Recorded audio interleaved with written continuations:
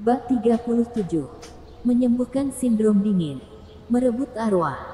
Satu tamparan mengejutkan Peter Lee. Dan mengejutkan banyak pasien yang tengah mengantri untuk menemui dokter juga. Bukankah hanya dua orang berselisih tentang diagnosis? Apakah perlu sampai menamparkan wajah? Mereka tidak tahu seberapa serius kondisi anak kecil ini. Oleh karena itu mereka sama sekali tidak mengerti suasana hati Louis Liu. Melewati peperangan selama 5 tahun, Louis Liu semakin menyadari betapa berharganya hidup. Jika ia tidak mengambil tindakan hari ini, maka ia harus menyaksikan nyawa anak kecil meninggal dunia begitu saja. Ia tidak bisa melakukan hal yang begitu kejam. Sial. Peter Lee bangkit dari lantai dengan dirinya yang terlihat berantakan. Langsung mengumpat. Kemudian dengan kesal menghubungi seseorang. Elsa Lin. Dari mana kamu merekrut orang sialan ini?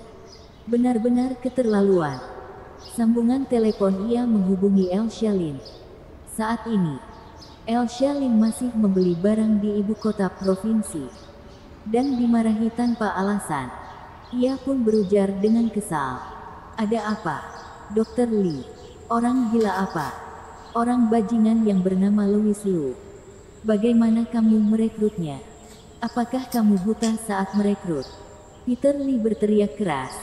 Dr. Lee, Louis Liu adalah adikku.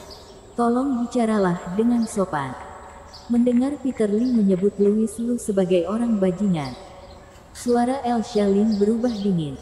Adikmu. Peter Lee mematung sejenak. Kemudian justru meraung lebih keras. Baik. Pantas aku merasa heran mengapa ia selalu menggangguku. Ternyata adalah adikmu, Elsa Lin. Kamu sudah lama tidak senang denganku, kan? Baik. Aku tidak akan menetap di klinik Xinglin lebih lama lagi. Dr. Lee. Sebenarnya apa yang sedang kamu bicarakan? Sebelum Elsa Lin bertanya apa yang terjadi, Peter Lee telah mematikan sambungan telepon. Ketika ia menghubunginya kembali, ponsel pihak lain telah dimatikan. Menghubungi Louis Liu, juga tidak ada yang menjawab. Elsa Lin langsung merasa khawatir. Buru-buru mengendarai mobil menuju kota Jiang. Dalam hati terus berpikir semoga jangan terjadi sesuatu. Kini, di dalam klinik Xinglin, setelah Peter Lee mematikan ponselnya, ia berujar kepada Louis Liu dengan wajah dinginnya. Kalian berdua hebat. Aku akan meninggalkan klinik Xinglin sekarang. Aku akan melihat bagaimana klinik kalian lanjut beroperasi. Usai berujar, ia langsung membanting pintu dan keluar dari klinik. Dua muridnya juga langsung ikut keluar. Bisnis klinik Xinglin pada dasarnya disebabkan oleh ketenaran Peter Lee. Sekarang ia pergi. Tentu saja para pasien juga tidak memutuskan tinggal lebih lama lagi di sini.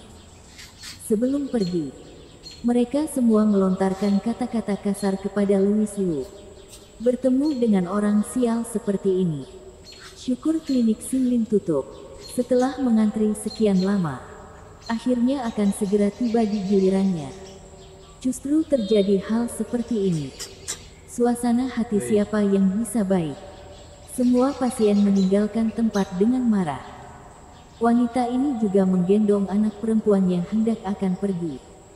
Louis Liu langsung mengejarnya dan berujar, "Ibu, penyakit putrimu tidak dapat ditunda lebih lama lagi. Kamu diam."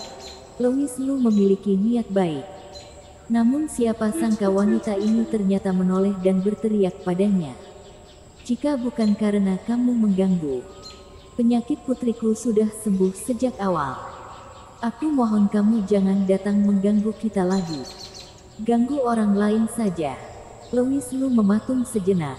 Kemudian, mimik wajahnya juga berubah dingin. "Aku hanya mengatakan sekali. Putrimu akan mati jika memakan sup bayiku itu. Percaya atau tidak, terserah padamu." Louis Liu tentu merasa sungguh disayangkan. Hanya saja terkadang tidak semua niat baik bisa mendapat imbalan.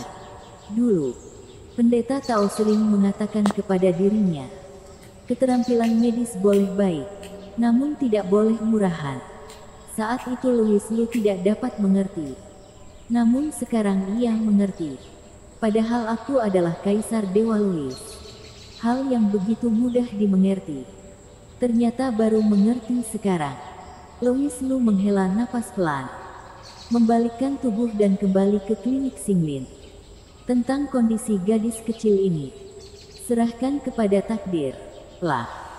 Sedangkan setelah wanita ini memarahinya, orang gila, ia langsung menggendong anaknya pergi meninggalkan tempat. Hanya saja, tidak menunggu ia pergi menjauh. Mendadak gadis di pelukan wanita ini berujar dengan suara yang sangat lemah. Ibu, dingin. Selanjutnya, suah. Rasa dingin yang mengerikan menyapu. Dan panas di tubuh gadis ini benar-benar menghilang. Digantikan oleh rasa dingin yang menusuk tulang. Ini karena rasa panas yang keluar dari tubuhnya benar-benar menghilang. Sehingga semua rasa dingin yang berkumpul bersama di dalam tubuhnya meledak keluar. Wanita ini merasa dirinya seperti sedang memeluk sepotong es di dalam dekapannya. Dan langsung berubah panik. Sindrom dingin. Ini adalah sindrom dingin. Apa yang dikatakan oleh dokter muda sebelumnya tidak salah. Wanita ini jalan sempoyongan berlari kembali. Tidak menunggu ia masuk ke dalam klinik Xinglin. Ia mulai menangis dan berujar, "Dokter, dokter, aku salah. Putri aku menderita sindrom dingin. Ini adalah sindrom dingin. Seharusnya aku mendengar kata-katamu. Tolong selamatkan putriku." Namun pada saat ini, Louis Lu justru tidak seperti sebelumnya buru-buru kemari mengobati gadis kecil ini. Dan berujar dengan datar, "Jika hati tidak tulus, aku tidak akan mengobatinya." Kuala. Air mata wanita ini langsung terus mengalir. Tahu Louis Lu sedang menyalahi dirinya. Oleh karena itu ia berlutut di lantai dan terus bersujud kepada Louis Lu. "Dokter, dokter, aku tahu aku salah. Aku yang tidak tahu apa-apa. Aku percaya pada orang yang salah. Tolong maafkan aku kali ini demi anakku. Ia tidak bersalah." Wanita ini terus bersujud dan menangis dengan sedih.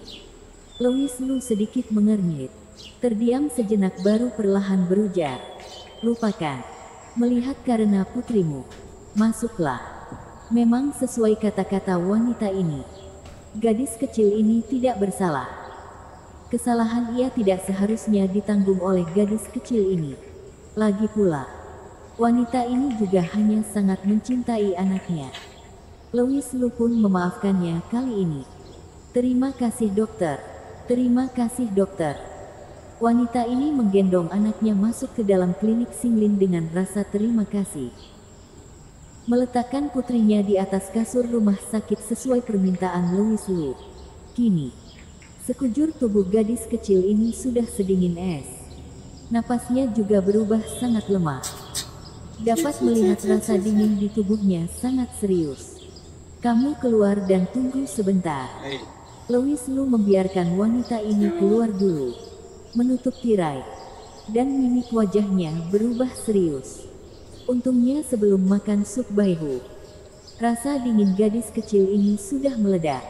Jikalau tidak, sekalipun Louis Lu juga tidak yakin bisa menolongnya.